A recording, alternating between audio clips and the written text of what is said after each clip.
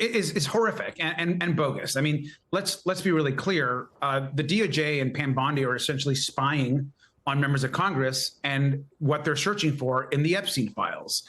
I think that Speaker Johnson is right to make his comments, but that was not an oversight. I mean, that clearly is intentional. Now, I was very careful, of course, when I was looking through the files. There were staff members there from the DOJ.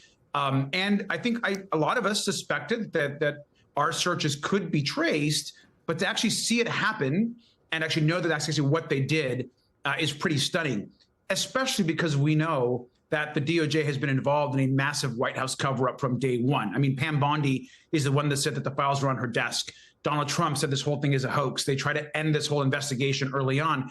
And now what they've actually shown the Congress, to be very clear with the public, is only 50% of what they have in their possession. And they've decided not to release the remaining 50%, which is against the law, by the way. And then of what they released, it is highly, highly over-redacted. There's information there that's redacted that shouldn't be. There's names. I personally saw names of billionaires and very powerful people that had no business with their names being redacted. And yet they're not redacting names of survivors and the victims of rape and sexual abuse. So the whole thing is shameful. And quite frankly, Pam Bondi should resign or should be removed from office. What do you think Republicans will actually do about this? We heard Speaker Johnson say this is not appropriate, but calling it an oversight. So will Republicans take action on this one?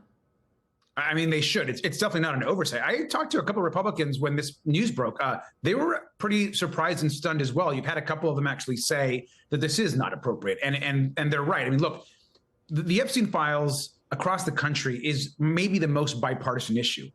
Democrats, Republicans, Independents, everyone agrees that there should be justice for these survivors. But that energy needs to be matched by the White House and President Trump. Donald Trump right now has the power to release the remaining files. He has the power right now to ensure that Congress gets the unredacted files. He has the power to ensure that the victims get justice. Yet he refuses to do so. They refuse to meet with the survivors. Pam Bondi won't even look at the survivors in a public hearing. And I think this is the single largest cover-up in the modern era of politics. And we've got to get justice for these survivors. So you mentioned the president, you mentioned Howard Lutnick. Our own Jake Traylor just asked the president as he was departing from the White House if Commerce Secretary Howard Lutnick should resign for lying about his relationship with Epstein. Trump didn't really answer that question and just kept moving down the line. Do you think Lutnick should resign?